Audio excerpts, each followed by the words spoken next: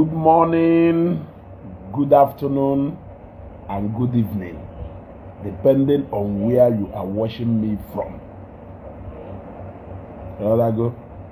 Ekwuzuo ya ọnụ.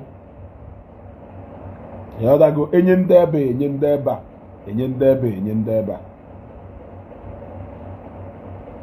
Enye go munde saga nke ha. Double.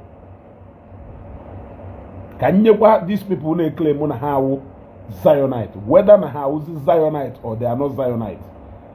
I will pass that message in such a way that na the mother yagota.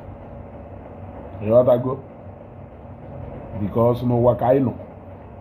You other go and even mother Jamie Fe in share this video. Share this video and even motivate when you make this video. Despite different reactions I have seen, you other go whenever some issues surrounding Oge is being raised. What message mother drop on a comment section more today? I don't want to mention your name. But I believe in now to win on Greek and to share this video.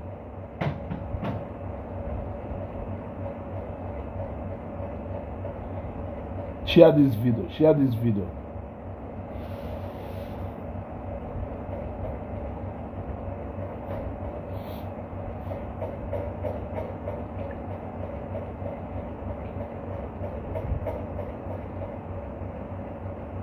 Share this video. Share this video. Tell somebody back and for go share go this video.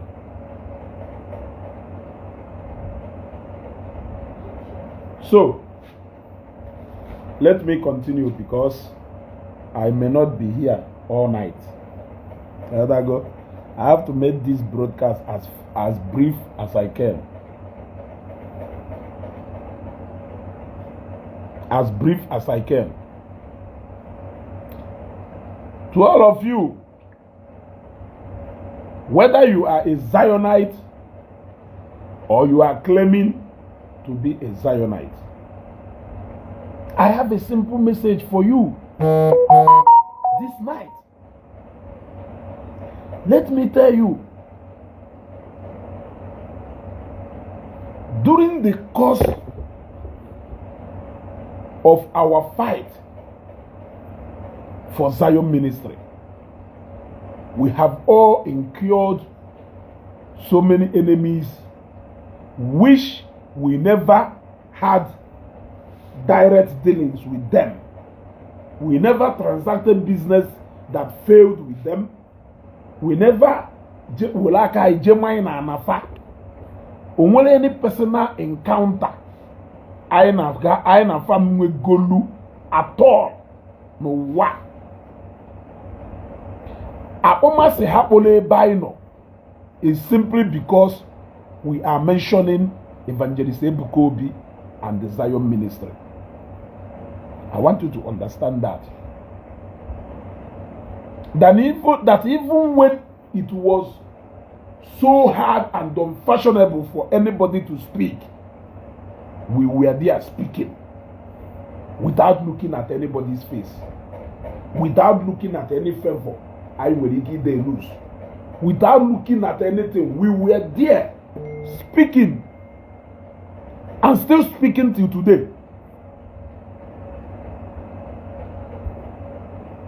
Like I said before, some of the enemies I incur on Facebook today, we incurred it because of the way and manner we try to defend Evangelist Ebukobi from all these people surely devour. Yeah?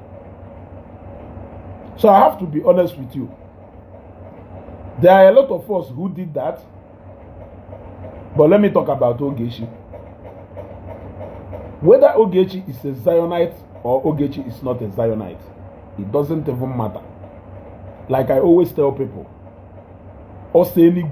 onye ona na agba n'isi Also, when you want Amona will belong to the same congregation. It is not the name of that congregation that will take me and you to heaven. It is not the name of that congregation that will bring salvation to me and you. It is my commitment and your commitment. It is your personal commitment and my personal commitment. Because anyway, why am I saying this? Ogechi Okeke Njaka Sona, one person who has stood up for Zion ministry. Also, now one person who has stood up against the persecution Zion ministry suffered. I am happy today. Now that in a pipe golo, because then we people know between the gap, and we followed it until that year on more pay, because as far as I'm concerned, on wanna pay. It doesn't even matter whether I am a Zionite or not. I may not be a Zionite, I may be a Zionite. But the most important thing is that I saw what is right and I decided to stand for what is right, without minding what I will lose or what I have lost. So if you are a Zionite or you are those people, I'm not talking about those people claiming to be Zionite, because in recent time a lot of people are now Zionite for the sake of Ogechi. They turned Zionite. The evangelist Ebukobi became their spiritual fathers, just for them to see a way they can poison the mind of Zion members and evangelist Ebukobi to come out openly and denounce Ogechi Okeke. They turned themselves to be Zionites. They decided to swallow their vomit because they want to get to Ogechi. They want to make people to believe that Ogechi is a bad element to the Zion ministry. Before my Ghana, I am an Anglican, and church in Nigeria, New Life Anglican Church, now my home church here. For now, church in Nigeria na Lagos, Sembat Anglican Church I go there. Now, I don't know what my personal conduct as a person has to do with the image and the whatever thing naga na Sembat Anglican Church Lagos or New Life Anglican Church Opuleze here. And with so many people, congregants in our church here, people with different characters, people with different businesses, people with different behaviors. What does a personal character of somebody has to do with the image of a congregation? More so when that person is not, more like when you mean the image. When you see Zion ministry, you are seeing Evangelist Ebukobi as the image of Zion ministry.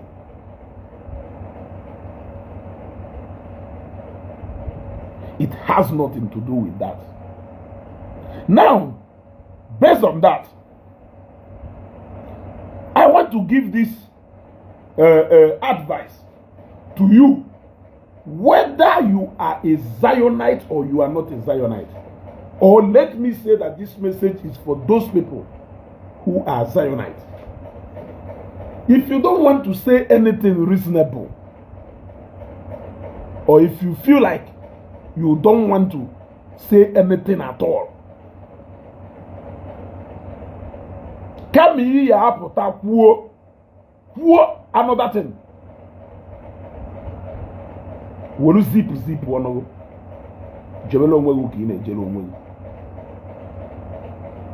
because whether no Ogechi or a Zionite or not, salvation is shobia or shobia. If he na church ditch, if he na church ditch. This issue of Ogechi is going to bring the image of Zion ministry down. Zion ministry is going to do this. Zion is this, Zion is that. This is from it. We became bad in the book of so many other people because of this Zion ministry. Ogechi inclusive, and so many other people. I want you to know that. Zion Adrosped. Many of us became bad in the dictionary of so many people because of Zion ministry. Don't be ungrateful. Don't be too ungrateful. Yes, don't be too ungrateful. We never cared about the bad names people like. People say that no place like under sorry, now why when that is a capital lie. There is nothing like that happened. We were doing what we did out of the love we have for Zion ministry and out of the belief and trust we have in Evangelist Ebukobi. That was why we came out. We even put our platform online. Others will platform I will our platform. They may other things. Do you think that my platform may be well enough that I can use it to do something or something? Then I will start making a lot of money like other content creators. I'm asking you. Don't be too ungrateful.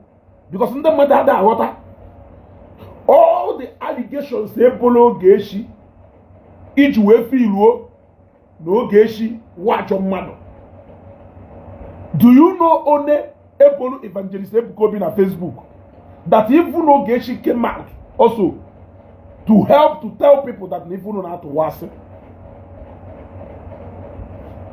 Okay, let me do that right away. Let me do that. Just one way onye dere ife nwe ka o si wee do. Ogodo na anya melu ho, call all my attention to it. Go and highlight it so that I can block that person. I am here to address certain people, not everybody.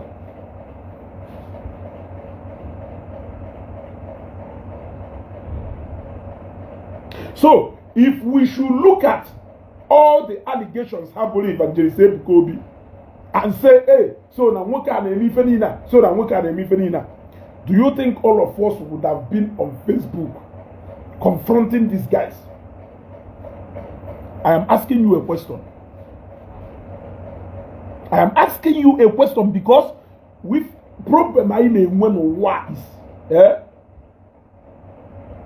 na ya dadu lack of patriotism. I don't like selfishness for anything. I despise it. I despise selfishness for any reason. I'm not saying this because of the whole Zionites. I know a whole lot of them are good and they all support us. They advise us where necessary and all that. I am talking about those ones who do overcrowded with emotions and sentiments that want to drag the whole entire Zion ministry into what does not. Let me tell you people, Obolowu Ogechi na drag Zion into Ifeneme. It is not even those people who are fighting Ogechi na drag Zion into this. It is some of you people who are truly Zionites that are dragging Zion ministry into what is happening. Now, if you don't have anything to say, go in and zip your mouth. Because what is happening is clearly not between Zion ministry and any person. But Ogechi Okeke Njaka and the people and other persons. It has nothing to do with Zion ministry. So, if those people are trying to play on your intelligence and you are falling into their tricks, you should ask yourself a question. You should ask yourself a question. Desist from doing that. I know that so many people who are raising this concern are not Zionites. But I know that there are few who are Zionites. Those few are the people I am addressing. You must not say anything. You must not say anything, honestly. You must not say anything. Don't say anything. Yes, don't say anything. When if a consign of Zion ministry na Ogechi, And it is clear. So you coming out to be saying, okay, she this, okay, she that, personal something. There is really no need for that, because the fact is clear there. The fact is clear. So anybody who is alleging that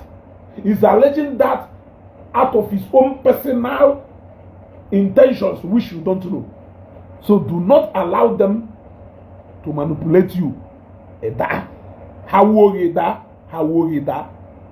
They are intentionally dragging Evangelist Ebuka into this, and they are intentionally dragging Zion Ministry into this.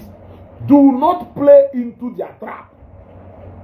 I remember the day they ran a program. Imagine, there are so many Zion members all over the world. How many of them do you know what they are doing? How many of them do you know how they are living in the localities? They may happy anywhere. How many of them do you know? How many of them do you know? You don't even know so many of them. So why will personal conduct and behavior Ogechi be linked to a church? Do you know the church I attend? Do you know the church I attend? So what concerns my personal behavior and conduct, whether on Facebook or anywhere, what concerns it with even the men on Facebook here? So they decided to fight dirty, and they decided to fight from every angle. And you are allowing yourself to be used as an instrument. You are allowing yourself to be used as an instrument. I will tell you something. Let me tell you something.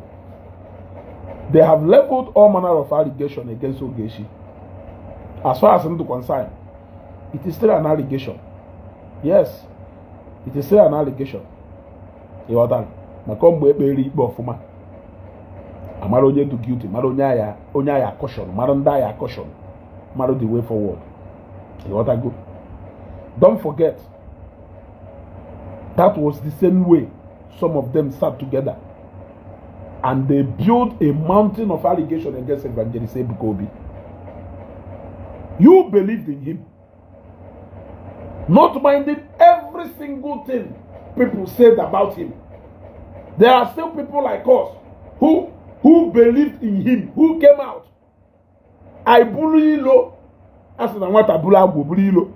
I bully Lo to the point that even some of them started threatening us. I know so many threatening messages they received. The same thing with Ogechi. Someone came post on Facebook where they said that Mpaman on India that after they finish with Ogechi and Ijowa, they will come for me. All those things was just because of Zion. And yet, it's not as if Nana Kwayogo or not. But we did it out of the love we have for Evangelist Ebuka, his ministry, and the Zionites all together. It will be unfair for you if you are a Zionite. If you come out and join these people against Evangelist Ebuka. Yes, Ogechi fought her own cause, contributed her own quota to the struggle and persecution of Zion Ministry on Facebook. And she did extremely well. Yes, she did extremely well. You cannot say anything messy about Zion, nor in good book of Ogechi. Yes, you cannot say anything bad about Zion, nor in good book of Evangelist of Ogechi. So what she does outside whatever she's doing is left for her alone. You having a mind that they are linking it to Zion, it is you who is playing on your intelligence. Make sure no, if you feel like you don't like, make sure no, don't say anything. Allow them. Make sure no, that silence will be the greatest thing. Not until at the end of the day. That is the best way to be better. She tried and she gave her own best. Part of Ifo na area kwatata. Wukwa Ife mekwali oji we do fresh. Wukwa the issue of Zion. I want to take you down to memory lane. I want to take you down memory lane. Ife Serinya na J-Park. Ife Menya na J-Park is out of track finally. What the moment J-Park kwulu number 1. Nande Zion na akwụghị ụgwọ. Number 2, Nande Zion chọrọ use wee nye somebody poison. Nande Zion menka. That was what. And believe me, believe it or not, if not because of Ogechi and the rest of us, that news could have fly and the people will still hear it. But I trash that if I usheye zopia because no kwase so we did not allow it to germinate. That was where this last Okunya J-Park came from. It would be so unfair for you who is a Zionite. If on a J-Park had the arrest here, you must not say anything. I'm not saying that you must say anything. We have anything to do with Zion. Yes, we will not contribute to it because no bad J-Park in a way fall out. That is the best thing to do. Don't come to me or my inbox or my comment section or my WhatsApp or calling me explaining to me who a true Zionite should be. Yes, don't tell me, because all the while we were fighting dirty with Matthias and other people, you never knew that this is how a true Zionite should be behaving. Yes. You never knew. Do you even know what most of us have been through because of Zion? Do you know what some of us has been through because of Zion? Other people are making money with their pages, but we are not. This is what a true Zionite should look like. This is what a true Zionite should look like. You should stop that. I am assuming that all those people are really not Zionites. I am assuming.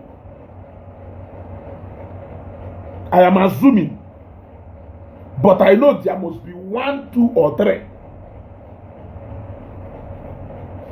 I'm only telling you this so that you know. You must not come to Facebook to say, Ogechi, allow her to carry her cross.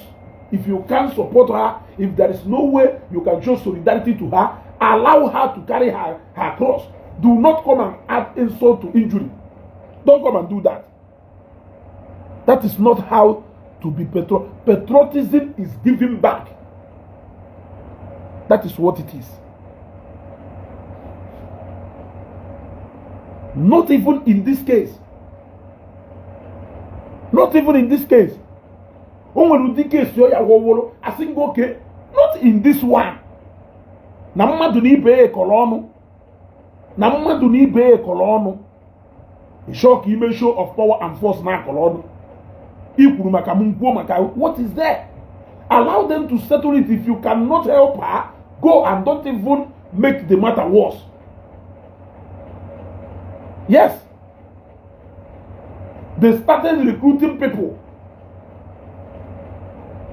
trying to make Evangelist Ebukobi to come out openly to denounce Ogechi. Do they know the home church of Ogechi? Why na Hejo na home church here?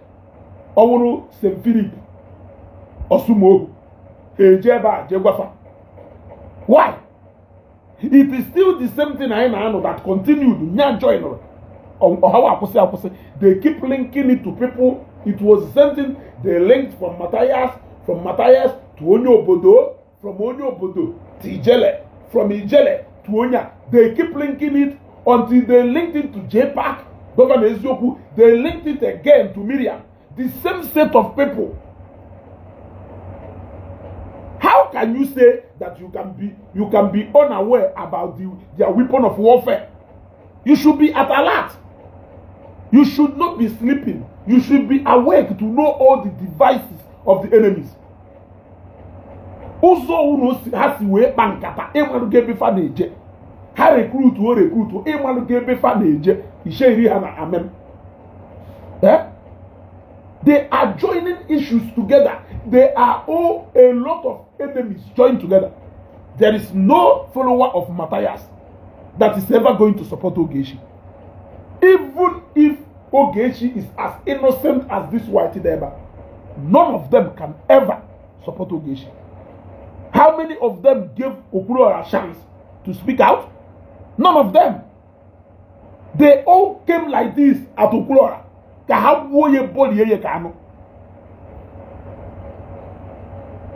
They will use all manner of things to manipulate you, and they try to appeal to your conscience in a wrong way. You will be carried away. Do not allow them. Do not allow them. If you don't have anything to say, make sure no na. You get why? You get why? I always say I live by one principle. The other go, no matter how bad you may feel, no one under recruit na pages and write-ups. Na koto say evangelist ebuko obi ona enweghị iwe. Will Ogechi tii na shoe, daddy? Will Ogechi tii na shoe, daddy? Those days they are ha no ha ko fife maka daddy, ona enweghị iwe. Will Ogechi tii na that shoes? Na fa kwuru all those things about daddy, does it make it eziokwu? The answer is no. The answer is no. So do not allow these guys to manipulate you. Show them how wise you are.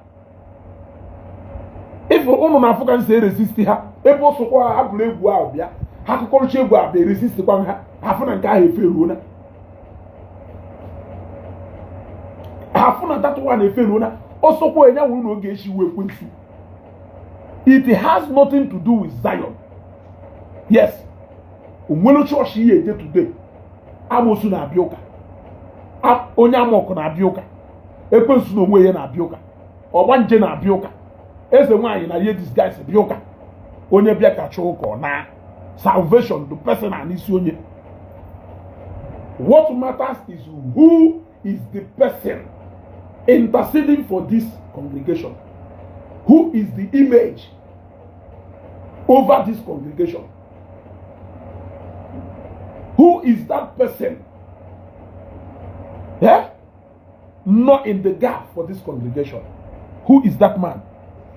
Evangelist Ebuka Nwanozuobi.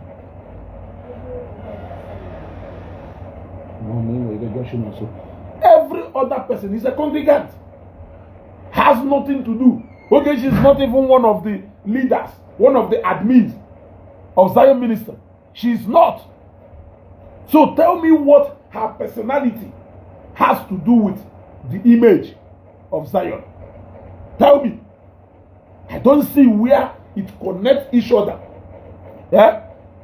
I don't see where. Look, let me tell you. During the time of Jeremiah, I have never been to Jeremiah church. I have never spoken with Jeremiah. I have never even been to Warri for the first time. Yet, I came out to lend Jeremiah my voice in a way. Now, what can even my conduct to do with the Mercy City? Tell me. Kelafe. Message. Nna or nne, you must not support me in everything. Oh, you are entitled to your own opinion, and I will not force you. You other go, oh, can see a man. My own owner, I don't force somebody. You have the right to disagree with me. It is your opinion. You other go, you may have your reasons for disagreeing with me. Yeah? So why will I force you to have the same opinion with me. I don't have a problem with that. Disagree with me where it is needed. Agree with me where you are convinced. Like that, we keep going. Ayakori ono and Ayanori ogo. How I see things must not be the same with how you see things.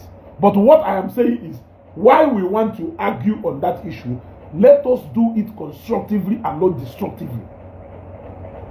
That is what I am preaching on Facebook here.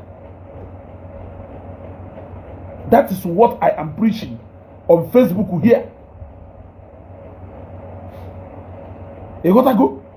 Although difficult, we respect each other's opinion, we respect each other's idea, we can argue, criticize constructively and not destructively. Life goes on. That is the standard.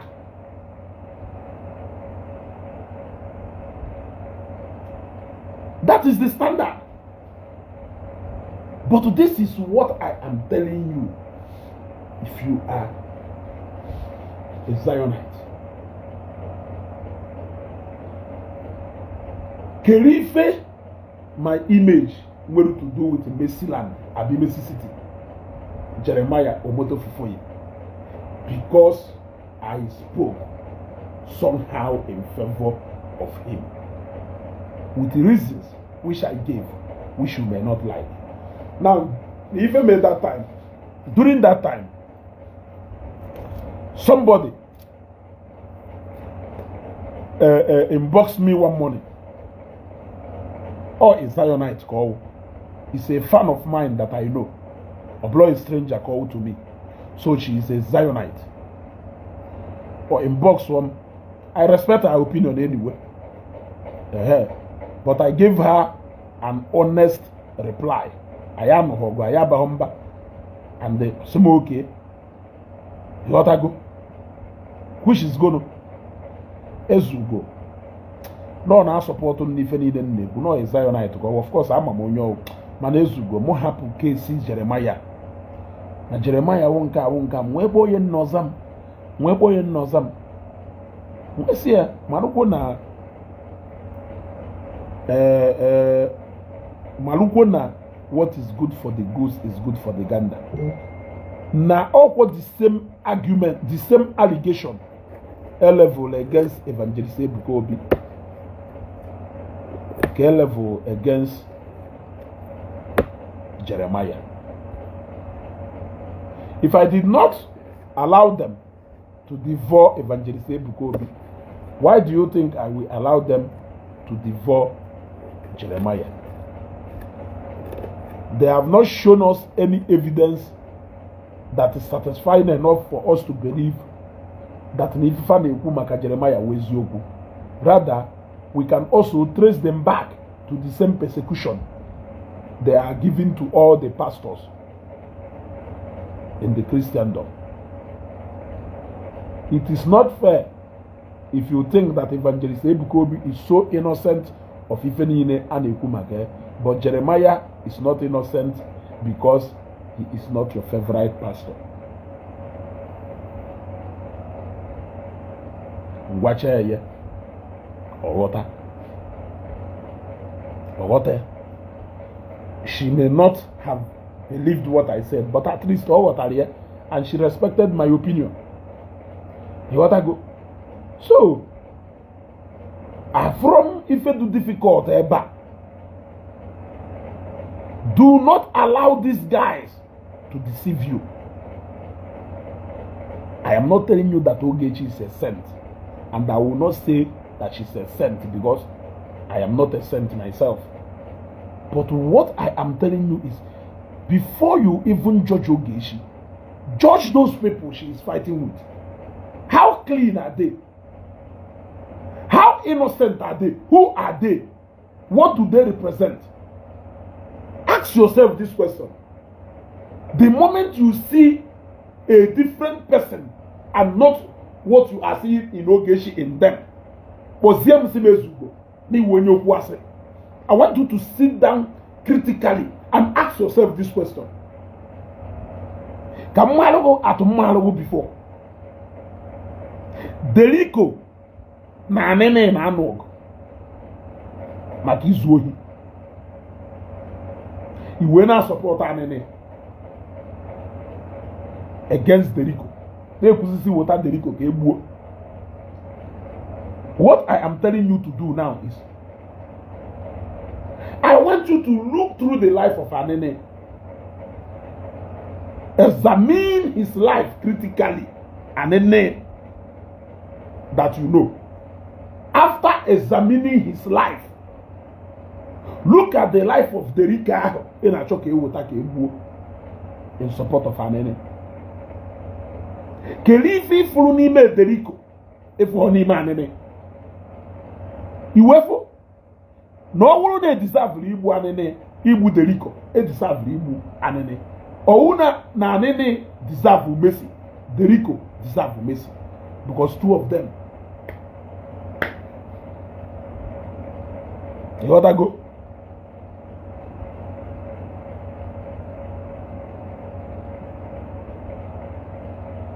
You want to go? O nwere onye nsholo a block now. Okay, afugo mo nya. Ban from all live stream. Case closed. O nwere onye sele, she is pretending to be a Zionite, but she is not. I don't know how that is supposed to be your business, brother, abi sister. How is that supposed to be your business? That she is pretending to be a Zionite, but she's not. Are you Zion ministry? Anybody can go to Zion. It is a house of prayer. Anybody can follow Zion prayer movement online. It is a page for prayer. Yes. If I say I am a Zionite, I am a Zionite. If I say I am not, I am not. There is no criteria anywhere that proves that you are a Zionite or you are not a Zionite. Everybody comes there to seek the face of God or seek for salvation. Some people are physical members who are there on the ground. Some people are followers on Facebook. It is very important that we understand all this. Leave her to her faith. O Chineke ye bibe. O Chineke ye bibe. So whether she's a Zionite or not, for the what can make somebody more Zionite than standing bulilo makivandelism gobi? The mama do ne gogolo Ogechi boy all manner of them because of evangelism gobi. Can you even defend evangelism gobi the same way Ogechi has done? You can't do that. Was he where you can feel on Emma Honey a major? Might be a walk it or only major go man. But when they all those things, they came out well prepared. You gotta go. Confronted people and at will for this same cause. You gotta go.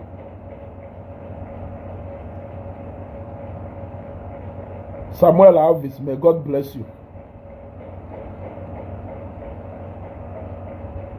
Of my live stream.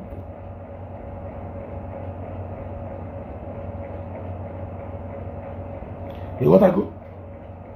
So what I am telling you is, if these people who are saying this, I want you to focus on Ife Ogechi Zion.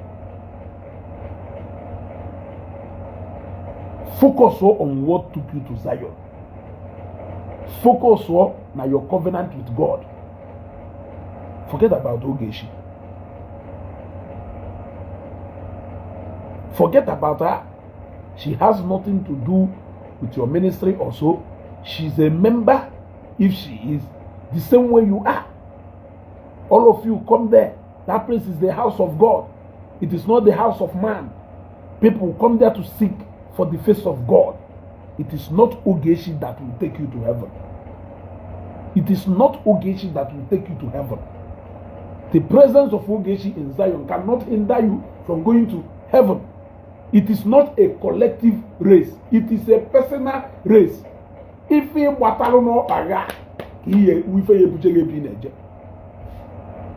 it's difficult to understand. But as a true Zionite that you are, I will plead with you. If you don't say anything. Because it will be unfair as a true Zionite if you join these people to throw stone at Ogechi for the same crime you know that those people who want to persecute her are guilty of. It will be so unfair. It will be so unfair. So I will advise you to either keep quiet and stay on your own. Keep quiet and stay on your own.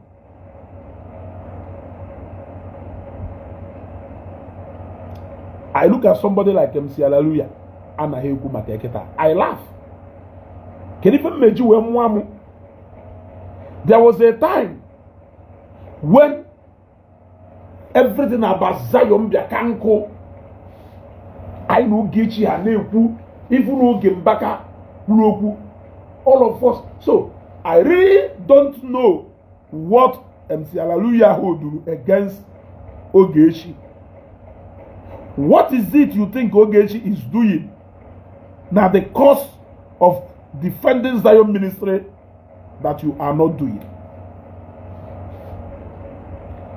Unless we should know what if you're going to answer,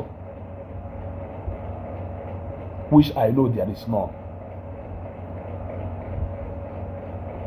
You want to go?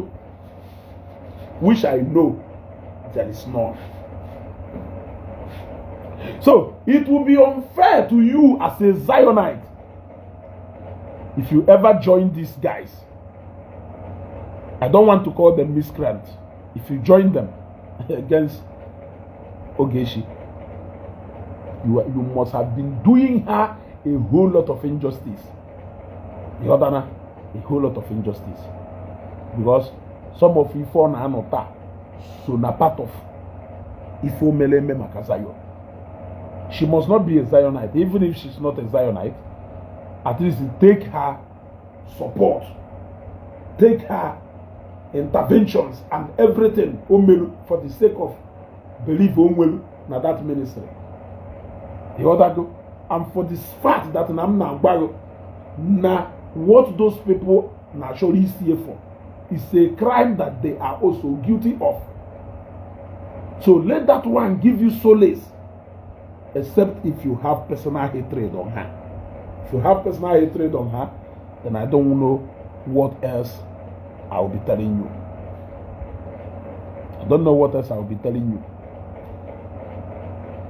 Stop coming to my inbox or coming to my comment section to come and preach to me about Ogechi bringing bad image to Zion.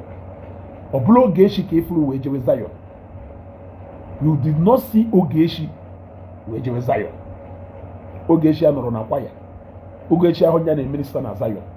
So I don't know if nwere ike ide nyewu so special. Ogechi na draw away from God.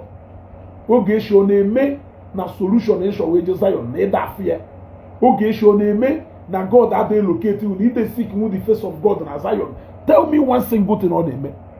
They made you to believe all this. They made you to believe all this. The highest payback you can give to her is if you don't have anything to say, keep quiet and go in. We don't even expect everybody to be talking. Keep quiet and go in. Now, do not allow that. That is if those people are truly, because I'm telling you that majority of them are not Zionites. Yes, majority of them are not Zionites. You ought to go. But there may be one or two. But majority of them are not Zionites. So, all we go to know where the Ogechi Metalo, it is still her that is going to answer for it and not you, not Zion, not any one of you. It is her personal problem, and the onya wonye jekwa sata ono ye, not you.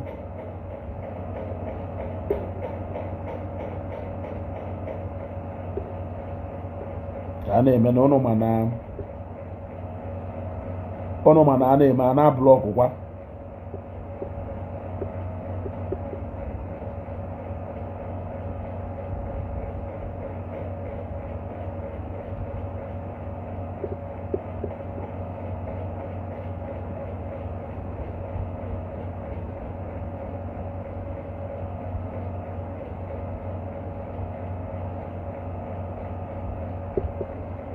Dozy, you are right.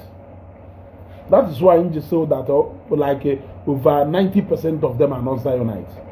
Over 90% of them are not Zionites. Because if you know the origin of what happened last, that resulted to the event that happened last, as a Zionite, I don't think you are going to team up with these guys. If you are ever, as a Zionite, if you are teaming up with these guys against Ogechi, you don't love Zion ministry. I'm telling you the honest truth.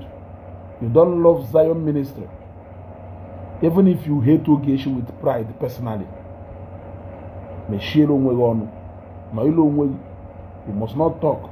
Everybody must not talk. Allow those who have energy to talk to talk.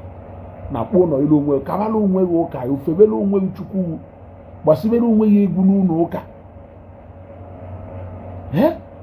but ịchọ ka ije nyelu these guys aka ndị ọjọọ ụmụ udene na-eri ozu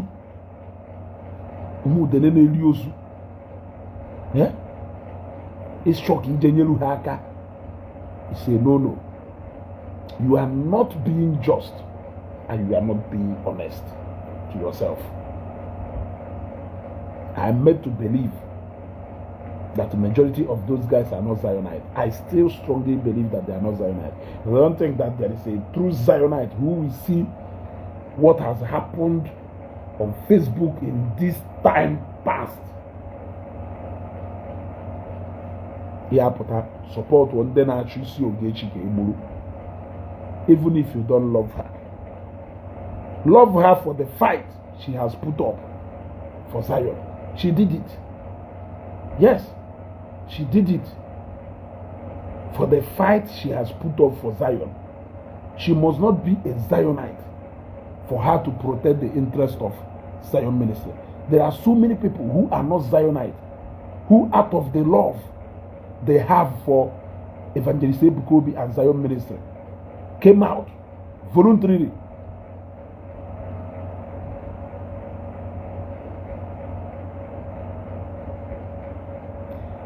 Man's on the deck, you know nothing and no be from my mouth. You guys hear anything, keep walking in back for your hate for Ogechi. So man's on the deck.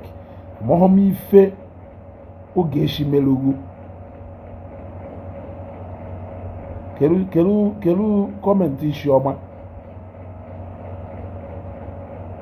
Ke comment Shioma, achọrọ comment Shioma. Amara na ife na-eche ka Shioma dere ife. I don't know what Ogechi has done to you. I don't honestly know. Of course, Maragwe is kata and is very improper. It's very improper.